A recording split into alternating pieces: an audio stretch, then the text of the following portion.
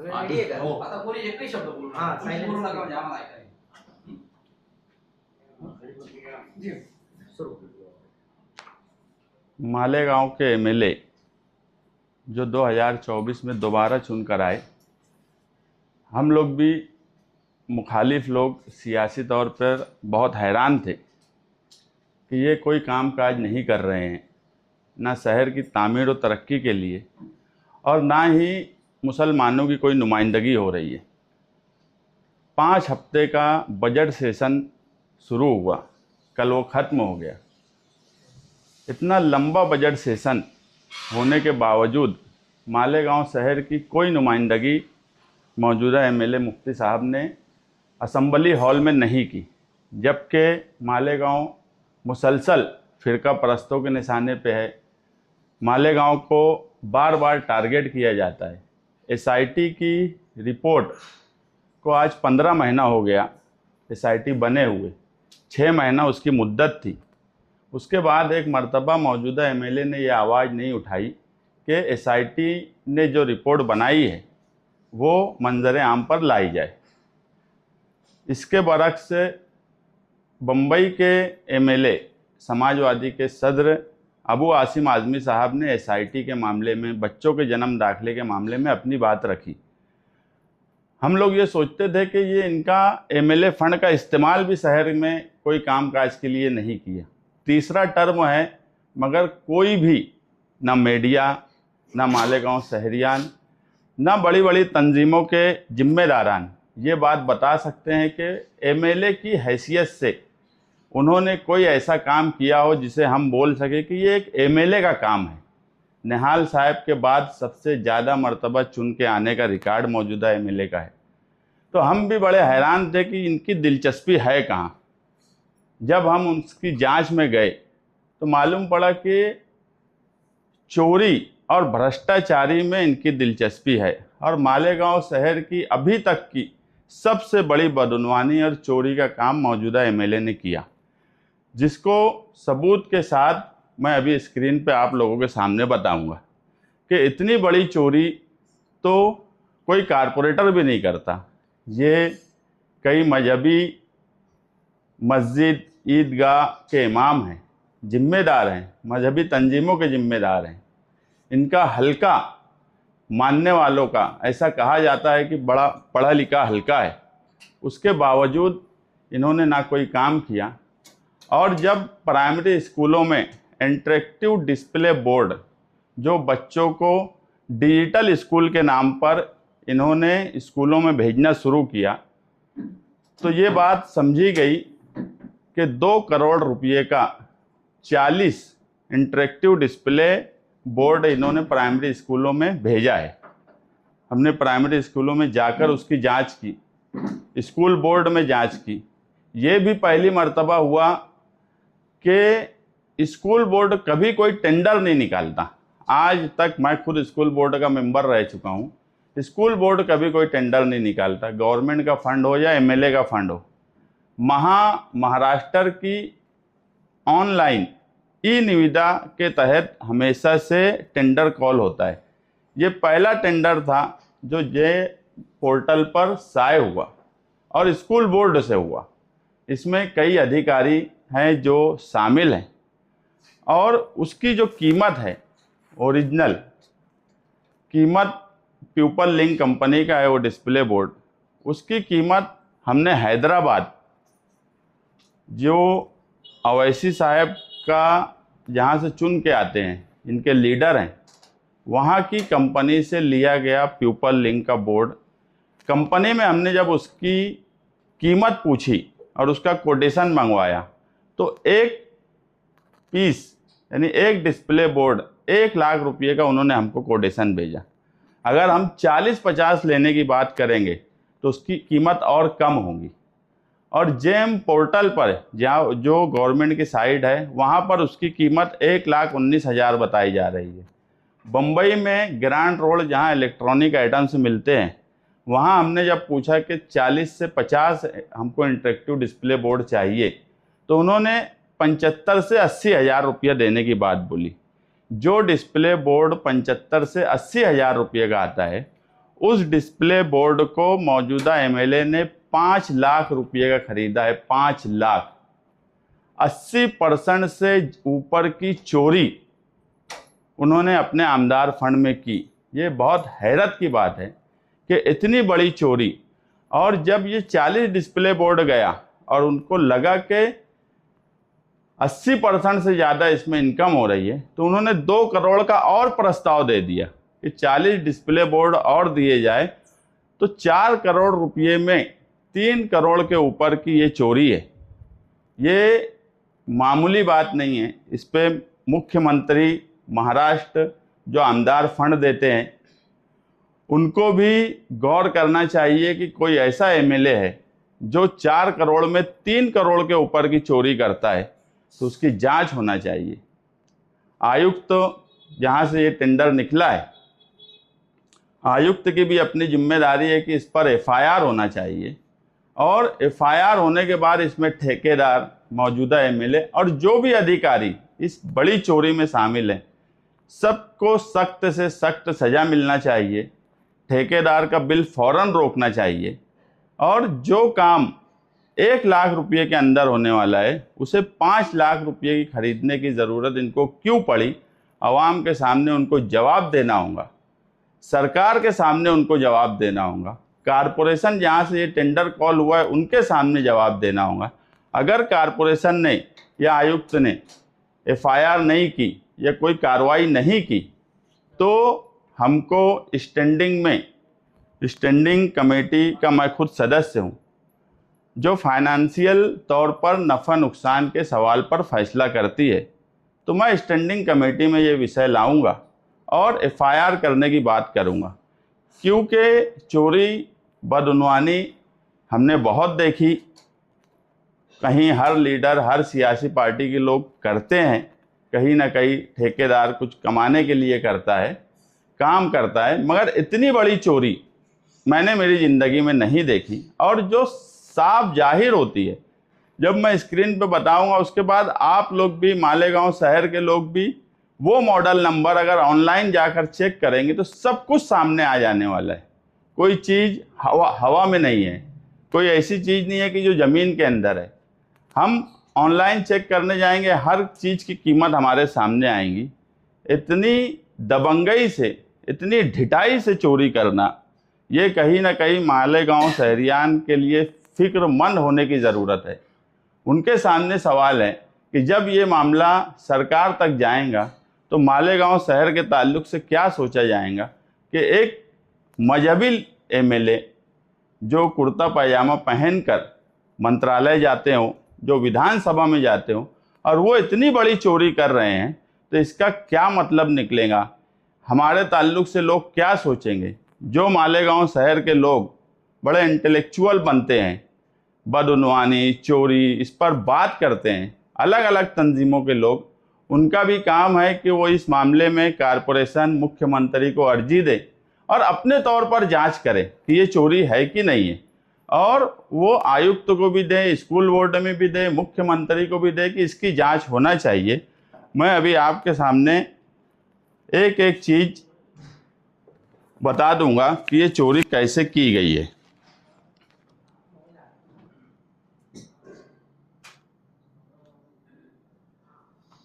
ये मुफ्ती मोहम्मद इस्माइल विधानसभा सदस्य 2025-26 आर्थिक वर्षात मानापा संचालित 40 प्राथमिक शाळा डिजिटल क्लासरूम तैयार करणे कामी मंजुरी मिळण्यास प्रशासक यांचे कडे प्रशासकीय ठराव करणे कामी प्रस्ताव सादर करण्यात आलेला आहे।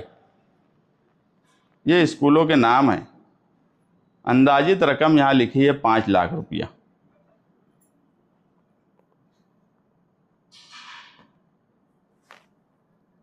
ये डिस्प्ले बोर्ड, ये उसका बॉक्स है जो स्कूलों में अभी दिया गया है। 75 इंच का ये डिस्प्ले बोर्ड है।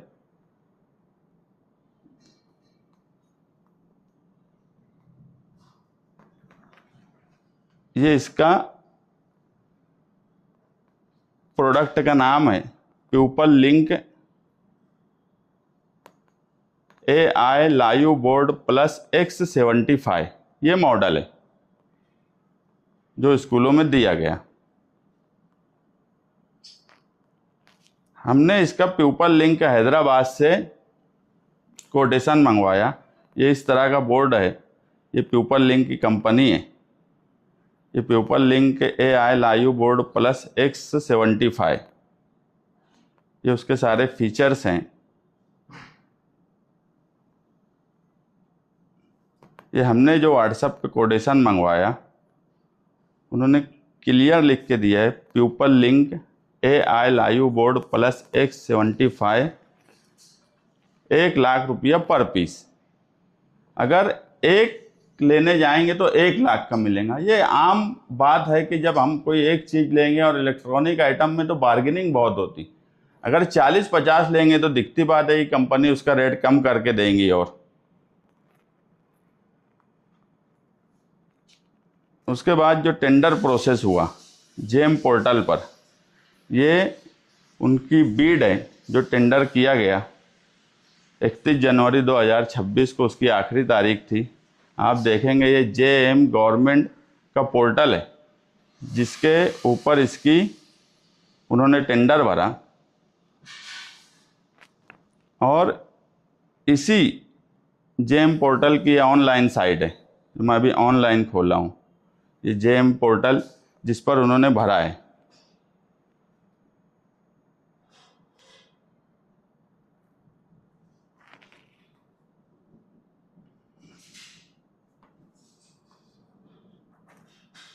People link 75 inch display interactive panel with CPU with warranty 3 years, 1,19,950 रुपये का इसमें क्लियर कीमत दिख रही है। जिस पोर्टल से इन्होंने लिया उसी पोर्टल पर इसकी कीमत 1,19,950 दिख रही है। ये एक पीस है। हमने इसी पोर्टल पर मैसेज किया तो उन्होंने कहा कि अगर तादाद ज़्यादा ली जाएंगी तो ये पोर्टल वाले भी उसकी कीमत कम कर देंगे।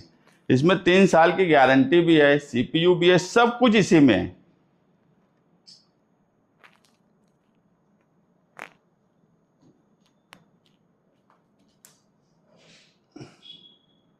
अब इतनी बड़ी चोरी करने के बाद भी अगर मौजूदा MLA आवाम को जवाब नहीं देते हैं तो कहीं ना कहीं ये चोरी में उनका पूरा हाथ है, उनके लेटर पे दिया गया है। और 2 करोड़ रुपये का और देने का मकसद क्या है। उसके बाद JM पोर्टल पर पहली बार कारपोरेशन ने कोई टेंडर कॉल किया, और मेरी मालूमात ऐसी है कि जब ये टेंडर JM पोर्टल पर कॉल हुआ तो उस वक्त ऑनलाइन काम करने वाले और जिसकी आईडी से कारपोरेशन में जो क्लर्क है, जिसने अपनी आईडी से इसको दिया, ये कारपोरेशन की खुद की खरीदारी नहीं थी। एक स्कूल बोर्ड के क्लर्क ने अपनी पर्सनल आईडी बनाया और उस आईडी से ये टेंडर JM पोर्टल पर किया, और उसको बराबर चोरी की नीयत से इस तरीके से टेंडर कॉल किया गया कि सिर्फ और सिर्फ वो जिसको दिखना चाहिए था, जब मौजूदा MLA ने किसी ठेकेदार की बातचीत की तो सिर्फ उसी को ये टेंडर दिखा, बाकी किसी को JM पोर्टल पर ये टेंडर नहीं दिखा। मैं कैंप में कई ऑनलाइन वालों से जाकर पूछा, अभी भी ये टेंडर JM पोर्टल पर नहीं दिखता। ये सिर्फ इस तरीके से जाहिर किया गया कि सिर्फ एक फ़र्द वाहिद एक ठेकेदार देखे और उसने बराबर 3 टेंडर भर दिए। जो प्रोसेस का हिस्सा है कि किसी भी काम में 3 टेंडर आना चाहिए, तो ये लगे कि हाँ 3 लोगों ने भरा है, और बराबर उसने 3 टेंडर भरा और उसके बाद इसका पूरा प्रोसेस किया गया और स्कूलों में अभी ईद से 2 दिन पहले इसको दिया गया। इस तरह की चोरी और इस तरीके से मास्टर प्लान बना के मौजूदा MLA का दिमाग इतना चल रहा है, तो मैं जो पहली मर्तबा बोला कि हम बड़े हैरान थे कि 1.5 साल से ना इनका आमदार फंड दिखता, ना इनकी सियासी तौर पर कोई दिलचस्पी अवामी काम काज में दिखती, तो इनका दिमाग चल कहाँ रहा। तो अब समझ में आया कि मास्टर चोरी करने में इनका दिमाग चल रहा था, और ऐसी मास्टर चोरी की है कि बड़े बड़े ठेकेदार कारपोरेशन में जो हमेशा से ठेकेदारी करते, वो भी अपना टेंडर कभी छुपा नहीं पाते, किसी से ऑनलाइन मैनेज करना पड़ता उनको कि भैया तू मत भरना, मेरा काम है, इस तरीके से मैनेज करना पड़ता। ये इतने मास्टर हो गए कि इन्होंने बराबर टेंडर को छुपा लिया, ऑनलाइन टेंडर छुपा लिया। पहले ऐसा होता था कि ऑफलाइन टेंडर किसी को नहीं समझता था, ऐसे अखबारात में जाहिरात दी जाती थी जो लोगों तक नहीं जाता था, इस तरीके से होता था। जब से ऑनलाइन टेंडर का प्रोसेस शुरू हुआ उस वक्त से ऐसा था कि उसको छुपाया नहीं जा सकता था, मैनेज करते थे। बड़े बड़े ठेकेदार को हमने देखा है मैनेज करते। अब तो मैं कहूँगा महाराष्ट्र के बड़े बड़े ठेकेदार आके इनसे ट्यूशन ले मौजूदा एमएलए से कि भैया तुम कैसे छुपा लेते, क्या तुम्हारी प्लानिंग है। मेरी मालूमात में कोई रिमोट बनाया गया था जेएम पोर्टल पर लोड करने के बाद, और वो रिमोट से हाइड किया गया वो टेंडर, और जब जिसको दिखाना था वो रिमोट से ऑन करता था। तो वो रिमोट कौन बनाया, वो रिमोट का मास्टरमाइंड कौन है जो ऐसा रिमोट बना लिया कि ऑनलाइन टेंडर जब दिखाना है, शो करना है, तो वो रिमोट से इधर ऑनलाइन जो आईडी है वहाँ से रिमोट से ऑन करेगा तो वो किसी को दिखेगा, और फौरन ऑफ कर देगा तो वो फिर किसी को नहीं दिखेगा। ऐसा मास्टर प्लान बनाकर चोरी करने वाले ये अकेले एमएलए मुझे दिखते हैं। और इतनी ज़्यादा अच्छे ढंग से रिमोट बनाना, तो ये जांच का एक पहलू है। हर तरीके से जांच होना चाहिए कि ऑनलाइन टेंडर का रिमोट कौन बनाया, इनका किस तरीके से ये प्लान था। और 80% से ज़्यादा, हम तो 20% में बड़े परेशान थे पहले, तो 20% छोड़ो 80% से ज़्यादा की चोरी करना ये मैंने मेरी ज़िंदगी में नहीं देखा। जा रहा तो मैं क्या देख पाऊंगा, तुम क्या देख पाएंगे। ये तो जब स्कूलों में गया तो समझ में आई बात। और इसके अलावा उस बोर्ड पर उसके जो पैनल है, यानी जो बोर्ड स्कूलों में दिया गया, उस पे जो रेट का यानी प्राइस का जो टैग चिपकाया गया वो भी बोगस है। उस पर 3,81,000 का टैग चिपका दिए और स्कूलों में भेज दिए, जबकि जेएम पोर्टल पर मैं क्लियर बताया कि एक लेने पर 1,19,000, कंपनी में लेने पर 1 लाख, ग्रांड रोड से लेंगे तो 75 से 80,000 अगर उसकी तादाद 40-50 हो। तो मैं कैसे क्या देर कर दूंगा, मैं तो बिल निकलने से पहले आवाम के सामने लेके आ गया। अब उन्होंने जवाब देना कि ये डिस्प्ले बोर्ड, मैं कोई हवा में बात तो नहीं बोला, जो मॉडल नंबर है वो बताया, जिस पोर्टल से खरीदे उस पर कीमत बताया, जो कंपनी से कोटेशन, जो कंपनी का डिस्प्ले बोर्ड है उस कंपनी का मैंने कोटेशन मंगा के बताया। तो सब कुछ एकदम वाज़ेह है। और मैंने बताया क्या, अब मॉडल नंबर आवाम के सामने मीडिया के जरिए आ जाएगा, वो ऑनलाइन जाकर हर जगह चेक कर सकते। तो ये चोरी तो बड़ी है। आपने बताया कि उन्होंने एक की कीमत 5 लाख रुपया बताई, तो वो भी है क्या इसमें टेंडर में लिखा हुआ है या इसमें? मैंने पहला उनका जो लेटर बताया,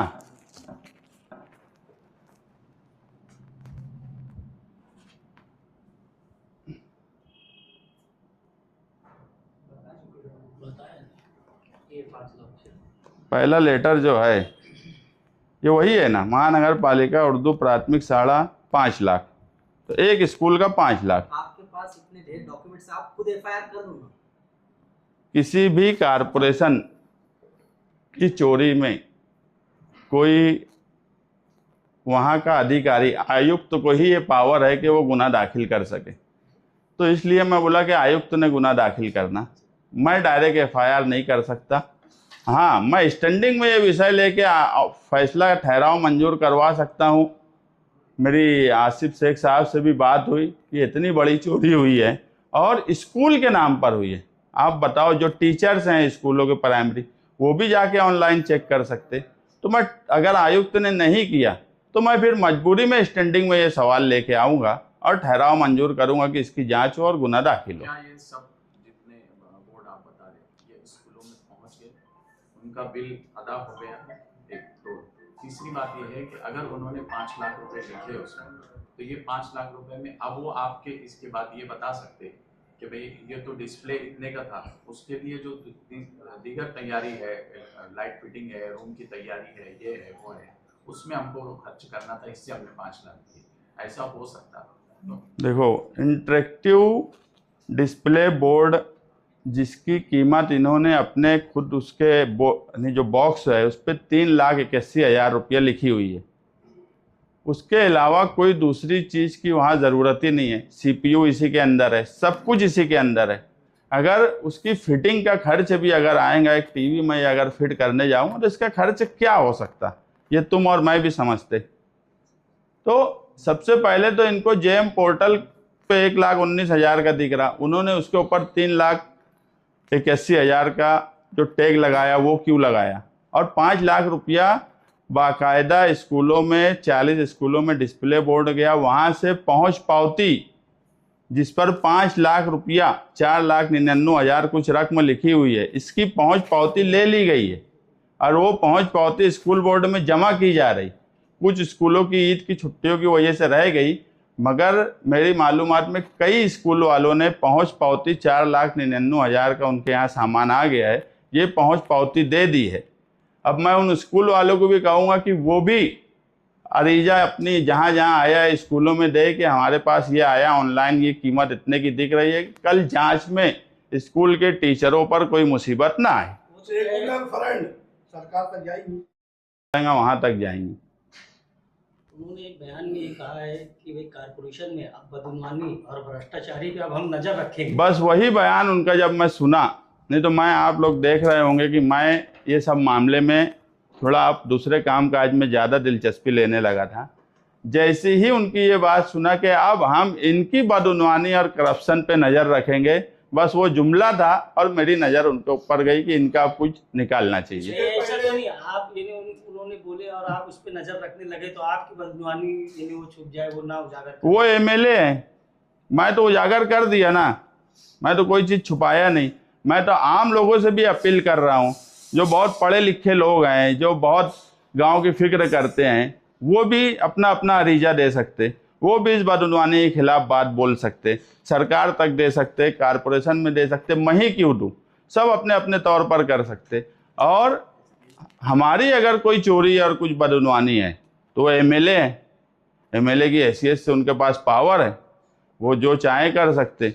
एकनाथ शिंदे जो नगर विकास के मंत्री हैं, जिनसे कारपोरेशन चलती है, वो उनके लाडले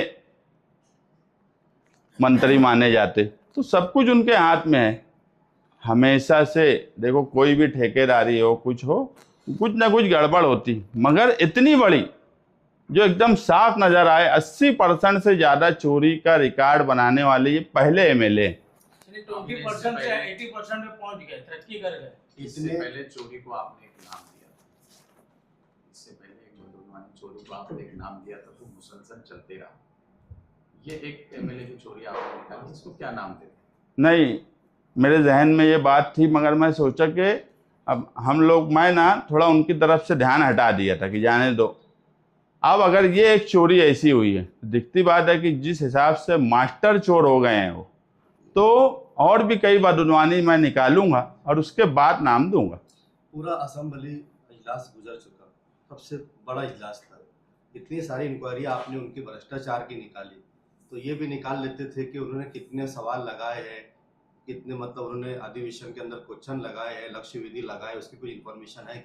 अरे 5 हफ्ते में एक जुमला नहीं जो आदमी बोला, वो क्या सवाल लगाएंगे, और वो सवाल लगाते सटाना में कोई देहात का। तो बात यह है कि मैं जो बात बोला कि मैं जो है खुद इन सब मामलात में दिलचस्पी नहीं ले रहा था, मगर ये ऐसी चोरी थी जो स्कूलों में की गई, वो भी प्राइमरी स्कूल। वो चाहते तो 2 करोड़ रुपये में, 2 करोड़ में 200 डिस्प्ले बोर्ड सब स्कूल, मराठी उर्दू, क्या मराठी और उर्दू सब जगह दे सकते थे। 100 देते भी तो 1 करोड़ का आता, उसमें भी पैसा बचा होता। मुझे पता चले कि उन्होंने कोई लक्ष्य विधि या कोई सवाल लगाए थे या नहीं लगाए थे? एक जुमला नहीं बोले, ये तो शहर के सामने 5 हफ्ते के उसमें हो, तो मैं शुरू में ही बोला। मुस्तकीम भाई